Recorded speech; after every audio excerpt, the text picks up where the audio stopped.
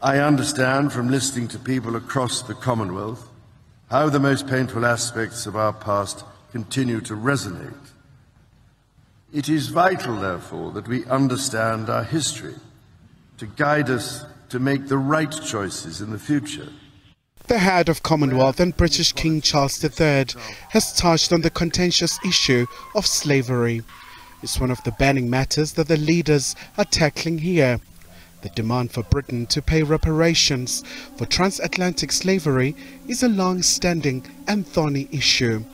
It has gained momentum, especially in the Caribbean islands and the African Union. I think we should be clear from the outset that the slave trade, slave practice was abhorrent. And it's very important that we start from that place. And of course, that matters hugely to many of the countries that are represented here. The question then is, where do we go from there? Now, my posture, if you like, is that we should be forward-looking, that we should look at what are today's challenges in this group of countries represented here today. And in the discussions I've already had before I came here and since I've been here, it's very clear to me that the major challenges are resilience in the face of climate challenges. There's a growing need for compensation from former colonial powers such as the UK, Portugal and France. Opponents of reparations payments say countries should not be held responsible for historical wrongs, while those in favour say the legacy of slavery has led to vast racial inequality today. King Charles says this is a critical time. At a time of heightened global tensions, of horrifying conflict and challenges of the greatest magnitude, it seems to me that these connections between us are more precious than ever. Together we are wiser, stronger, and more able to respond to the demands of our time. Meanwhile, climate change is also under the spotlight.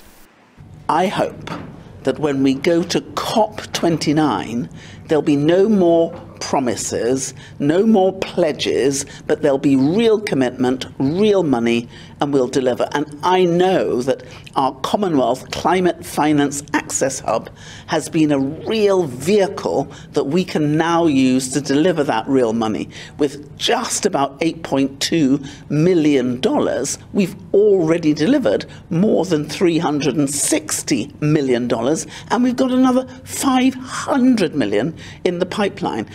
Scotland's term as the head of Commonwealth is due to end next year, and leaders are expected to elect her successor.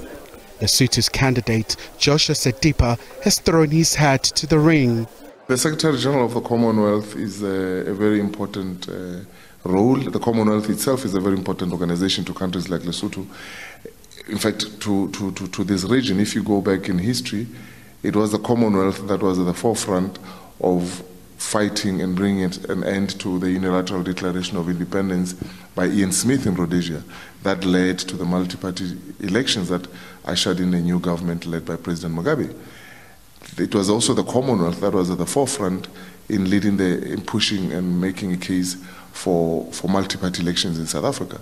Chief Emeka, who was the Secretary General at that time, is the one who called everybody, President Mandela and everybody around the table, and said, let us have elections. So the Commonwealth has had a long history in the region. In Lesotho in particular, when Lesotho was experiencing a number of military takeovers, it was the Commonwealth that helped them get back on the path of democracy. Khumalo, SABC News, Johannesburg.